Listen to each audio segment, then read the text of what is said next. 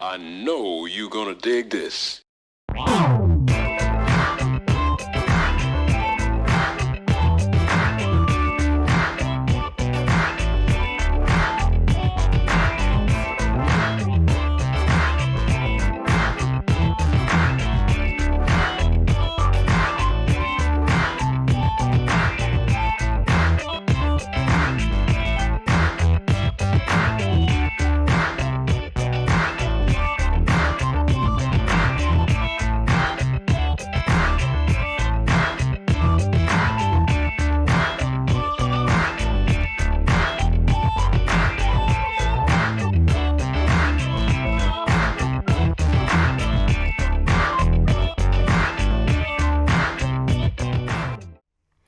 This is Rhine McLin, host of the Funk Music Hall of Fame and Exhibition Center's award-winning show, Funk Chronicles, recorded live here at DATV Studios in Dayton, Ohio.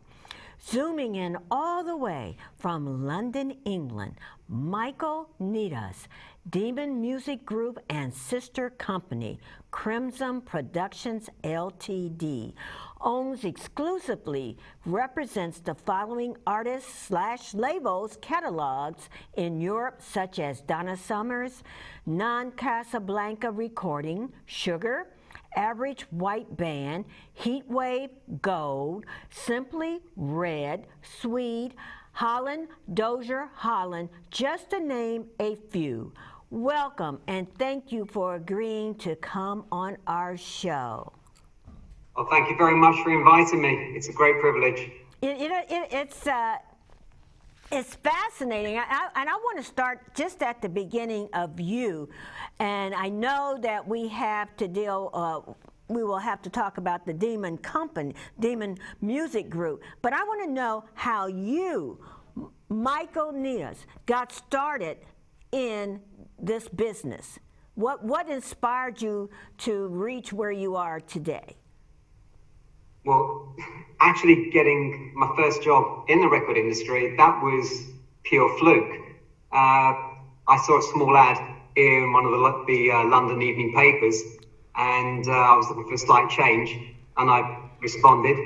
I got a reply back to go and see the personnel department, as HR was called then. It was a hot sunny day in the middle of June 1982, and after being with them for about half an hour, I had to go across part of London to go to the main Polydor Records offices. It was stifling. It was so hot. There wasn't anyone in the office because Fame was in the middle of a 6-week #1 run. So I had an interview for about an hour and a half with the guy who I'd be reporting into, and then he wanted me to see his boss. So it ended up being a 3-hour interview in a really hot, sunny day. And when you're only 19, that's quite heavy. And I got the job which was my first thing into the record industry. And ironically, I actually went in on the finance side. It's now called commercial finance, but it was called management accounting. And I was enjoying it, but after about 6 months, I realized I really want to get into the product side of the business. How can I get across? And after 4 or 5 years trying to do lots of different things within the company, I then left, but I took a lot of knowledge that I learned and made a lot of friends and a lot of acquaintances, and some of whom I'm still close with today, all these years later. So in 5 years now, if I heard you correctly, you were like 18 or 19 years old when you answered this ad? Yeah, 19. They wanted somebody who was 20 plus, but I was just under 20. So yeah, I've been in the business since I was a teenager. So you learned from the first company by responding to an ad. I mean, and by responding to the ad, you said it was just a fluke. But what were the buzzwords in that ad that make you even want to pursue it? Polydor Records. It was as simple as that. I'd always had a love of music going back to when I was a really, really small child. And I'd bought so much stuff over the years anyway, certainly in my early mid-teens. So Polydor was just one of those many labels whose records I had stacked at home. So to get the opportunity to at least apply for a job there, it had to be worth a go. I mean, you know, as you said, you started off with the fact that it was a fluke. Now, do you play instruments? As a kid, I used to fool around with the drums. I had my own kit, but I never really pursued it in that vein. So I couldn't read music. I don't read music. In fact, I did actually have music lessons. I don't know how to play the drums. And at the time I was having lessons, I realised I needed to wear glasses. And every time I got too close to the sheet music to read it, I kept hitting myself with the drumstick. So I said, Mum, this isn't for me. So I just used to play by ear, play by hand, play by beat. But I dropped it in a studious way. You know, that's so interesting to find someone who has such an affinity for music. And I mean, I enjoy music, but I do not have any musical talent. And for you to take this career and follow up. So you stayed with this company 5 years. You learned the financial side of it. Is that what I understand? Absolutely. Spot on. Across turnover, marketing, PR, initiation, which would be reception costs in going into it, video recoupment, recording, all the commercial finance side of what takes into making and running of a record company, or as it was at the time. After you left there, where did you go? What did you do? Where did you go? When I left there, I joined a very small independent record label that dealt in licensing and reissuing old singles. It was an oldies record label, and it was called Old Gold Records. They had massive relationships with all the major record labels at the time, of which there were 7, 8, 9 at the time before everyone started, merging with each other. And we licensed and released a double A side 45, so 2 hits on 1 single. And they had a really big catalogue. They'd been going about 4 or 5 years by the time I joined. And one of the things they started to do was expand a 12-inch dance range. And they were just starting to go into the process of applying to license a lot more material as I joined. So I thought, well, this is a great opportunity to show some of my knowledge, because I love soul, dance, disco, funk. I love lots of music, but I really had a passion for that genre of music. So over the next few years whilst I was there, we really built up that label to about 250, 300 singles of reissues of great dance cuts. So how do you go about licensing that you did there in England? How did you go about that? And what does that mean? Well, because we didn't own the rights, we had to apply to the owners of those specific recordings to release them on our label under the terms and conditions that they would set. And we're talking about 1987, what we did in the UK was quite unique. So unless the labels were doing that themselves, they were quite open about licensing the material to us, because it wasn't conflicting with anything that they were doing themselves. And we had a pretty decent reputation, and we made our wish list. We applied for loads of material that we wouldn't get cleared, but we got the majority of what we wanted. So you name it, from everything from Polygram, as it was at the time, and CBS and WEA, which is Warner, MCA, all the majors that are now part of bigger organisations. But it was really at Old Gold that I first learned that the major record labels do not perpetually own every single recording that they initially release. And that's really what started my knowledge in catalogue marketing, where you find that there's a lot of reversion of rights to the original producer or artist. And that just opened up a completely different side of the business. Wow, that's really, does that still hold true today? It still holds true today. It still holds true. There are still a lot of companies and labels that remain independent, or artists who have since also releasing their own material, have got the rights back, and we look after a lot of those artists. We're very privileged and honoured to work with them, or their families, or the estate, or the management. So we're not the talented ones. The talent has made the hard job, already easier by having those hits all those years ago. And it's what we can now do to represent to a new generation of fans who are discovering or fans who are just rediscovering music from the past.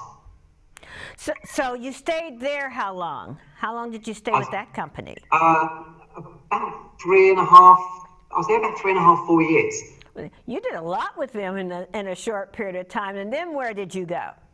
Well, you did a lot there. I mean, that's really where I learned probably the real basics of pre-production and production and licensing. That's really where I learned it. And the owner who ran it, Keith Yershan, and his co-director, Brian Gibbon, who had a label called Start Records, it was really them. It was a very small company, and they let us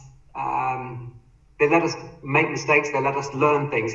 But by goodness, did we learn from them? And it was that opportunity that really helped us in our future careers as we all went in different directions years later. So that will be the turning point from where I started to really progress my career in the area that I wanted to continue.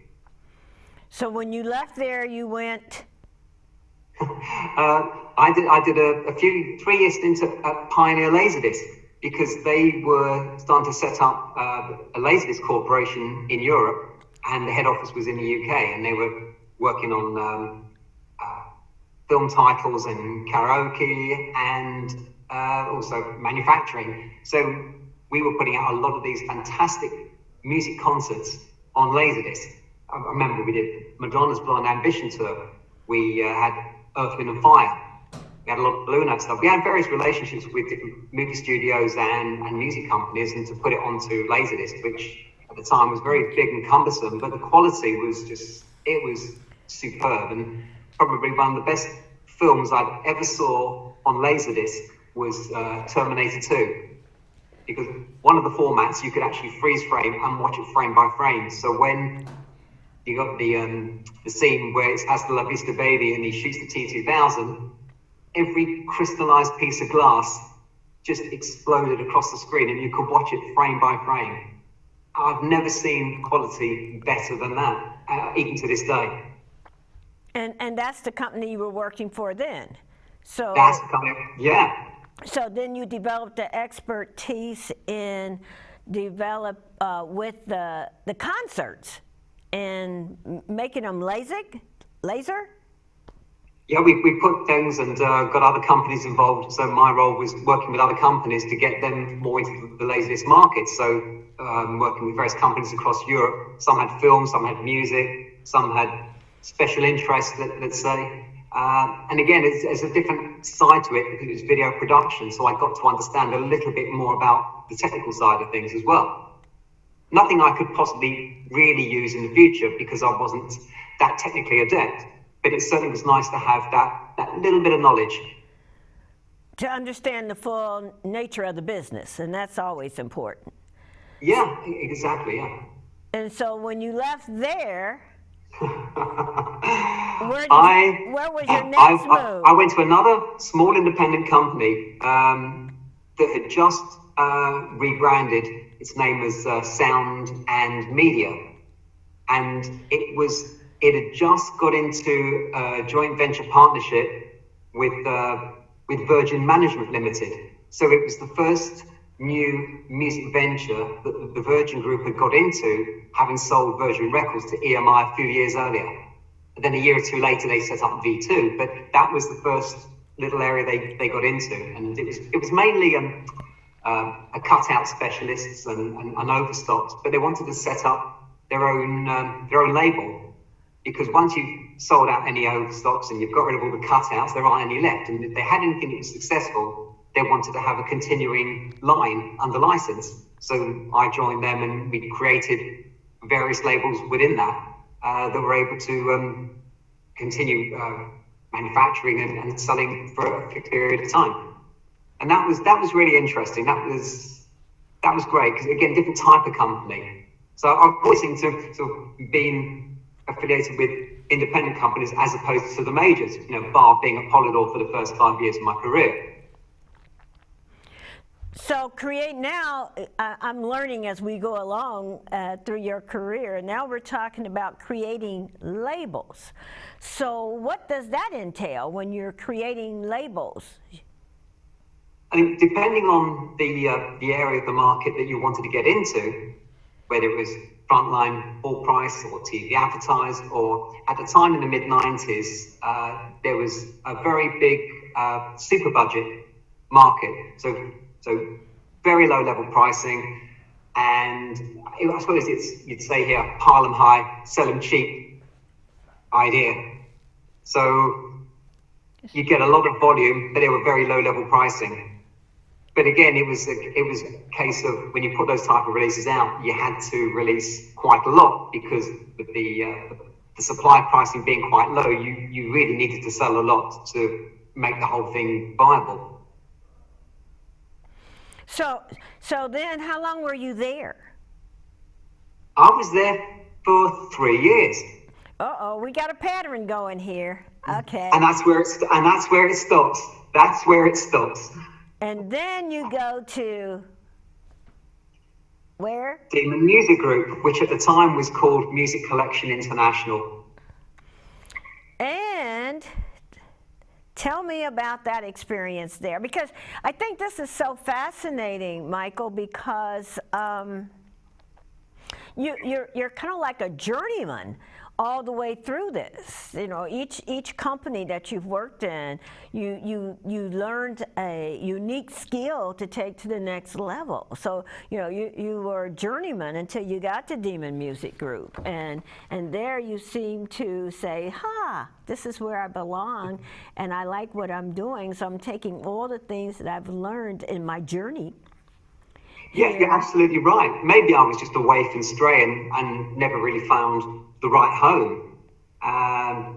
Because one thing about developing yourself is you need to be around a lot of creative people yourself, because then you just work off each other.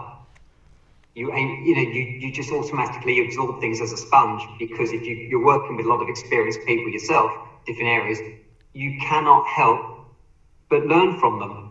And that's been probably the greatest thing. And as you said, I'm from Demon Music Group, and you can probably work out I've been there 23 years.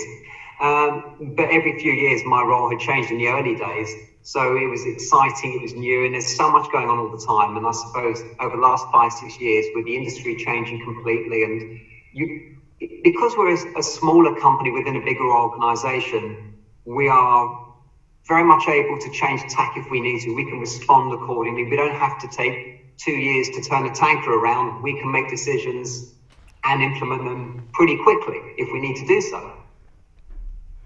And I think that's where your experience coming from all the independent companies allowed you to have that flexibility, creativity, because you're exploring, and when you get into these mega corporations and things, it makes it more difficult to move. And so now, tell me, now that we're over here to the Demon Music Group, let's talk about that. Tell me what that's all about. Well, ostensibly, Demon is a catalog marketing company. It was an amalgamation of two smaller companies, Music Collection International, that was part of the VCI Group, a big independent video company.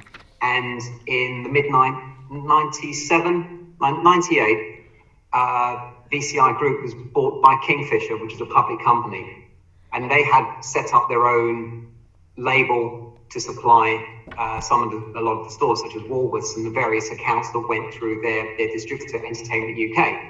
And when we came together, it was just an amalgamation of two good independent companies, but worked in different areas of the market. We were supplying the wider market, and its independent label, Crimson, was working to their own distributed ranges. And between us, we found the way where we could work together with our own specialist labels. And Crimson had actually bought the original Demon Records, which was Elvis Costello's label. And during that time, they'd also became the licensee of labels like Cream High, so Al Green's label, and it was part of that. and in the early days, Brunswick Recording, which was Jackie Wilson, the Shylights, Barbara Acklin, Young Holt, Young & Co., Artistics, Tyrone Davis, and Demon Records at the time had also been looking after Holland Dozier Holland's catalogue. Before that, the rights reverted back to HDH, and then they did an interim deal with another company. But 12 years ago, we relicensed them, and that's why now we exclusively represent them outside of North America. So let me just ask, explain what cataloging is. Cataloging is, I think I may have alluded to it slightly earlier. You have a raft of great recordings from the past, and it's how you present or represent to a new generation of fans and music lovers by the means of releasing product on CD, vinyl, career-encompassing box sets, label-type box sets, licensing the tracks out, getting synchronization, so getting certain tracks used in movies, games, TV commercials, soundtracks, and it's really exploiting the back catalogue, bringing it up to date and reinventing it in a certain way, so you are then representing it to people who may necessarily not have heard that material before. So with that, now did you all advance into what you would call the MP3 mastering of CDs? We put a lot of stuff out on physical and digital formats, as well as streaming. That's become a very big part of most companies' business. And because we were starting from a very low base, with the type of artists that we had, we've now found a great way to expand that, and especially during this year's global crisis. A lot of people are at home and there are smart speakers, and people are just talking to the smart speaker to play me this, play me that. And I think most of us are seeing a big increase in streaming if people don't want to go out to the shops, or they don't want to buy from home delivery shops. But people are aware of finding music. Music will always be there. It's how you consume it and where you can find it. That's true. Now, name some of the companies that you're cataloging with. I mean, I mentioned a few when I introduced you, but tell me some more that you have done. We do know that you've done Alexander O'Neal, you've done SOS Band, you've done Sherelle, and you've done Sheena Easton, but because of the way that things go, you no longer have them, but you have others. So what about... Oh, absolutely. And the first three you mentioned, Alexander O'Neal and SOS Band and Sherelle, and of course there's Brainstorm as well. That was from the Taboo Records label, and we did a deal directly with the legend who is Clarence Avon. What an absolute gentleman. A privilege to spend time with him whenever I'm maybe on vacation in LA, and how they were to us as a company. The rights only went back to him because he sold it, because he wanted to do so, which is fine, but we had our period of time with it, and we had a great time working on those reissues and getting the catalogue out there and back into the market. So that was great to actually work on, I suppose, recordings you remember out going to and buying the first time round when you were younger, and going out clubbing and hearing the tracks in the chart or on pirate radio, which I used to listen to in the late 70s, early 80s on this new FM frequency that you couldn't really hear properly because there was always some sort of interference. But to work with those artists' recordings, that's quite a privilege. That's a real privilege. So it's my understanding that then you are outside of North America, you are their kind of like their agent for some of this, like with the Heat Wave and other bands, because so many American bands went to London and Europe a lot of them got their notoriety there, and then came back to the United States to be recognized. So the services that you provide are extremely important on keeping music alive. Exactly. I mean, it was just, cracking material. And I was just looking at an Ohio alumni, Booker Newberry III. When I was at Polydor, we had him with the massive track Love Town. He only had one top 10 hit outside of North America, back in, because I think that track only got into the 70s in the US. But we had a top 10 record with it when I was at Polydor. And I suppose different markets in Europe, we're so close to each other, but it's still quite different. Even just 20 miles across the English Channel to France, they'll have a different take on music, what they like and their styles, and then into Germany, into Holland and Belgium and Italy. It's a very small area when you look at it geographically, but the musical tastes are so disparate that you can really develop a lot from one catalogue, which is why sometimes US labels did different deals in different countries with different partners, because there was a different level of expertise in those countries. So this is the Funk Music Hall of Fame, and Exhibition Center is one of the things that we promote. How does funk music and fit into your genre of what you do? It's just great music. I mean, there's great catalogues. We look after a lot of rock and independent artists such as Belinda Carlisle, T-Rex, Suede, or as they're known in the States, the London Suede. We have a whole plethora of those artists, but American labels that we look after, we still look after, so the Brunswick Recordings over here, and Hollandosia Holland. Chai Sound, we actually own the catalogue, so you've got Gene Chandler in there, Walter Jackson, the Impressions, which is the post-Curtis Mayfield catalogue. We've also got in the catalogue Manchild, which featured a very young babyface who ended up writing Karen White's Secret Rendezvous. Oh, Karen White, yes. So in his earlier guise in his career, he was in Manchild, who recorded a couple of albums for Chai Sound. We look after Sam Records. There was Gary's Gang and Greg Henderson and John Davis and the Monster Orchestra, Vicky D. That's owned by Nervous Incorporated, and there's a nice little story with that, where I first got in contact with them back at the very end of the 80s, when we'd be licensing through their UK licensee, which was at the time CBS Records, and we wanted Gary's Gang Keep On Dancing.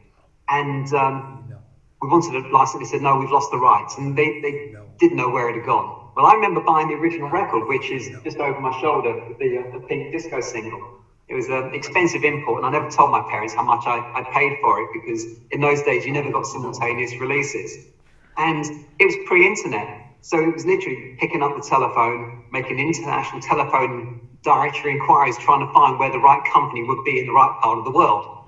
And this guy answered the phone, and we talked, and he said, yes, it's us, we can do something. And then over the next, I suppose, 25, 30, actually it's more than that now, it's over 30 years, I've known Michael Weiss, who set up Nervous, and what a great label that's become himself. But it's great having that catalogue that was his late father's label that he's now brought into his own company under his fold. So again, another relationship that started back in the 80s that we're still very much looking after today. Wes Farrell's Chelsea Roxbury label, we have that. AWB is, as you've already said, and we work very creatively with the current band members and the former band members, because that classic period right up to 1982, when they then disbanded,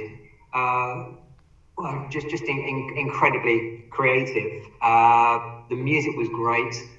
It still stands up. I've got something here. There's an album, this album Aftershock, which is when they reformed in 1988. It features Chaka Khan, Ronnie Laws, and the Ohio Players. Hold it still, Michael. There you go. There. Okay. You see, I planned this all, like throwing things together. Yes. But they're on the chorus of the track Love at First Sight and backing vocals. So I thought, well, I've got to show you that. Oh, and I was not familiar with the fact that the Average White Band had an album with Chaka Khan on it. So you enlightened me on something new. The Spirit of Love. Spirit of Love. Yeah, great, really good chat on that as well. So again, it's part of the later period when they reformed 6 years after they'd originally disbanded with some of the original members. But it's probably maybe a forgotten part of their catalogue, and they then carried on. They recorded another album about 5-6 years later, '96, with Daryl Hall on vocals on one of the tracks, because they recorded it at Daryl Hall's studio. And then they did another album in 2003. But the demand and the appetite for those classic funk tracks is just never ending. And so we worked on a set with them earlier in the year, which we released a few months ago, called Anthology, and it's a 5-disc set. There's not just a hits collection; it's the different facets of what they do. So there was the pop hits, the classic hits, then funk songs that were being sampled by other people, the soul-based tracks that have been sampled by other people, rarities, live tracks, and that's gone down really well, and it covers their entire popular period career. So that was great to work on with them, and having the opportunity to work with artists, you want to treat it with respect because it's their works, it's what they produced all those years ago. So again, learning from them, and most times all the artists we work with, they're happy to take our take on it because we're now in the business, we know how to market and promote. And again, the market has changed completely in the last 25, 30 years. So as you're talking, Michael, I'm looking at the LPs behind you. So, I mean, you've demonstrated, so I see Cheek. Yes. Well, yeah, my all-time favorite band, and Narod is an absolute legend, and very fortunate to have met him on several occasions. Yeah, just very, very down-to-earth genius. But yeah, that was my first ever concert, my first ever soul disco funk concert, you want to call it, was Chic at 1979 at the Hammersmith Odeon when I was just 17. Oh, wow. And then, okay, what's the next one behind you? There's one right behind your head. No, this is, that one there, that's Chic. And over here is my copy of Good Times, which is... Okay. With Atlantic Records. Yeah, but not only that, with a black silver sleeve, and that's clear, 12-inch clear vinyl. Oh, my. I was told I was a hoarder. They were all right. What have we got over here? We've got material we licensed from Sony recently. We have Earth, Wind & Fire Gold. Oh, Earth, Wind & Fire, yeah. It's a 3 CD set that effectively has, well, you can't get all the material on there because of how long they've been recording, but it's just a great listen. It's just a tremendous listen on that. Another one we licensed from Sony, Heatwave, who have, again, 2 members of the band, Johnny and Keith Wilder, who are from Dayton. Yes. So, yeah, we've got to keep the flag flying on that. What have we done? What else? This absolute beauty, because we, as you said earlier at the beginning, we look after Donna Summer's post-Casablanca period recordings, bar 1 or 2 albums. But earlier in the year, after 5 years of putting it together, we were able to work with 4 or 5 different partners to release this 33-disc box set covering her entire recorded music output of albums. Doesn't have every single mix on there and not every single track from her career, but it certainly has all of the studio albums and some of the live ones too. Wonderful liner notes, interviews with Pete Bellotti, a forward from Giorgio Moroder, and the family's blessing to work on it. So that was an absolute privilege to work on as well. Well, Donna Summer, she, she had a revive because of the play, the musical Donna Summer. So, it's one of those things where these artists just keep coming alive and something else sparks them for the next generation. And I think that's why it's so important what you're doing. Allows each generation to be able to appreciate the music prior to.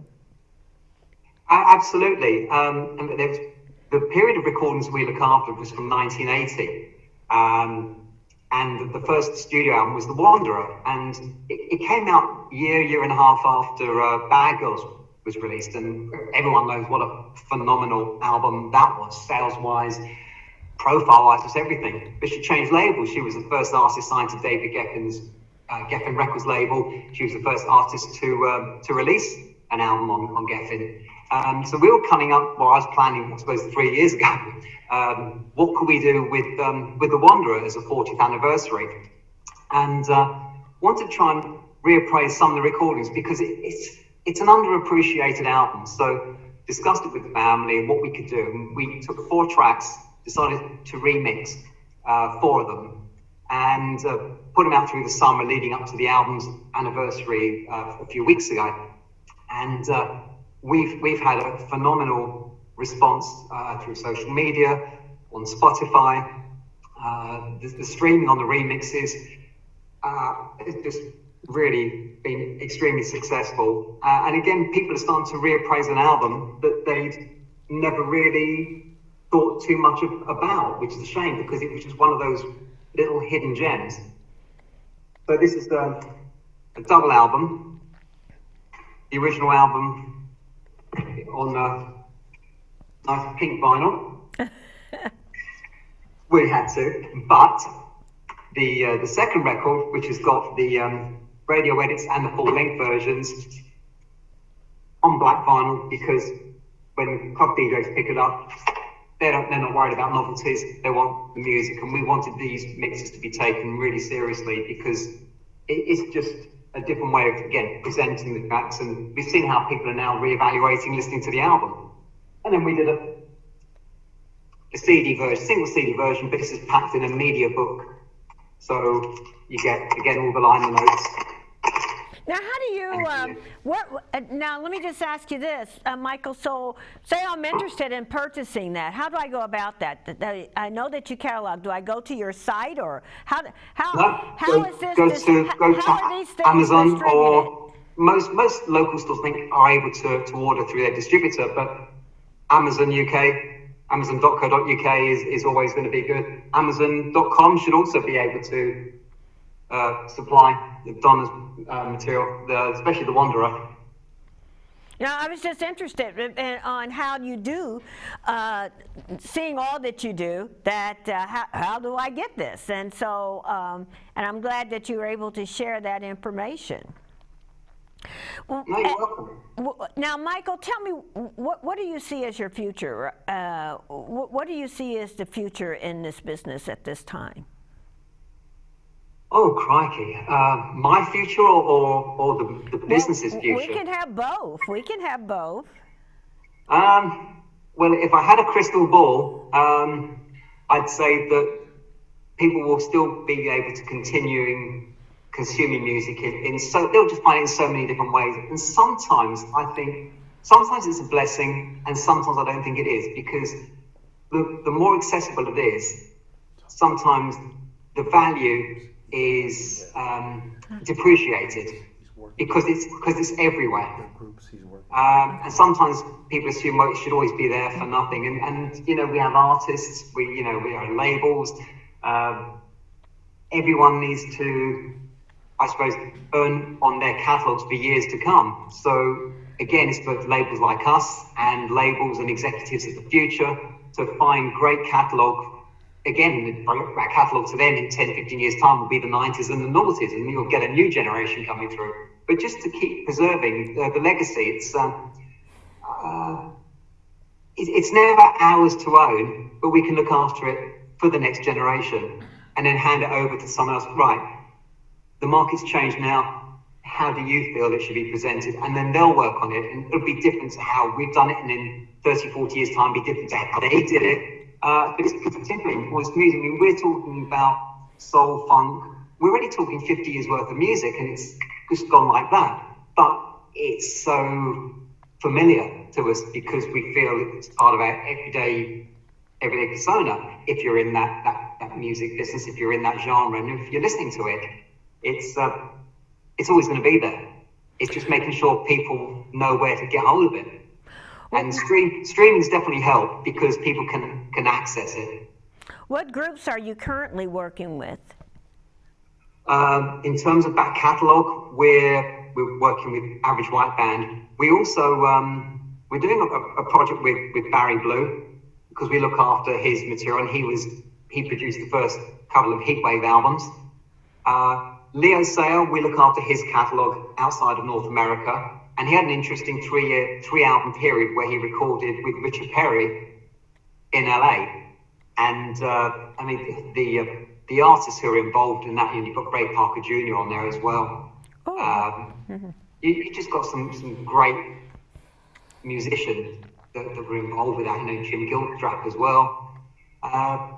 It's a who's who. If you look at the credits, it's just a complete who's who of the record industry at the time. Some session musicians were the guys who became Toto. So you have all of those. Got more projects lined up with Donna's catalogue over the next few years. We'll be working with our partners, whether it's independent companies or major record labels, on various other initiatives that we try and work on together.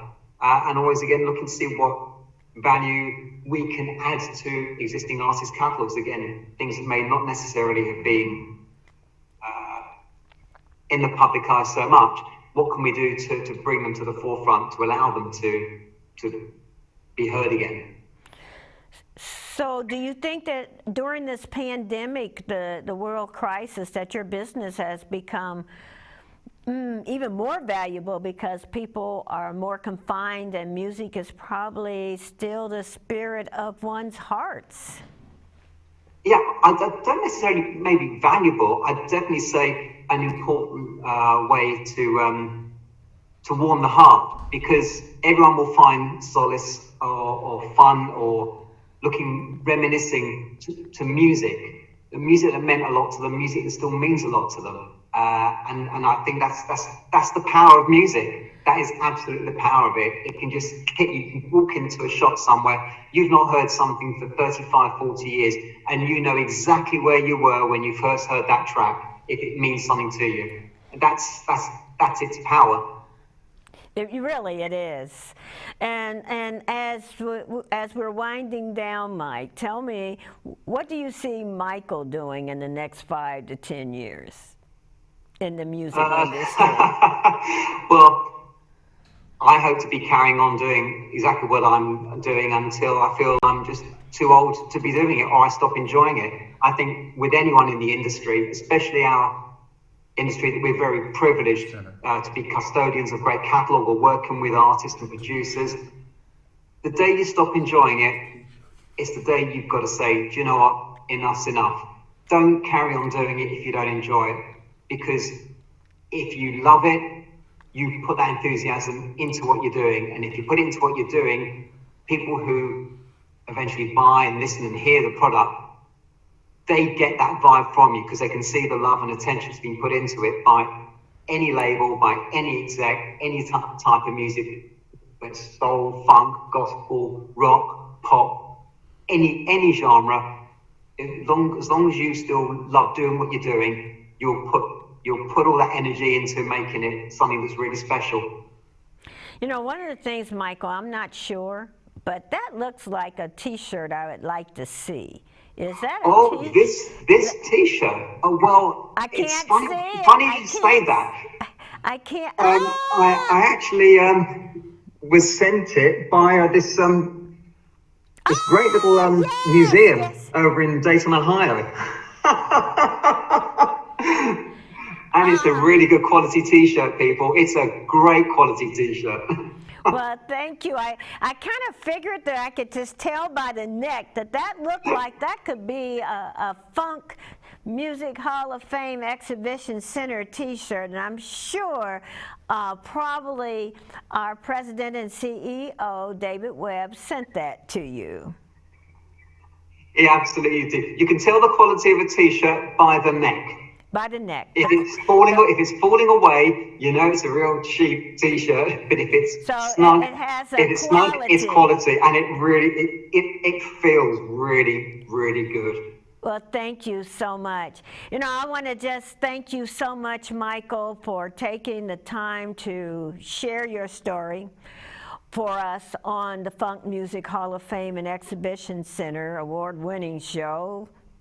And I want you to wish you the best of everything that you're doing, and that this has been a wonderful experience. So with that, I'm going to say this is Rhine McLin, host of the Funk Music Hall of Fame and Exhibition Center's award-winning show, Funk Chronicles. Until the next time, keep it funky, funky, funky.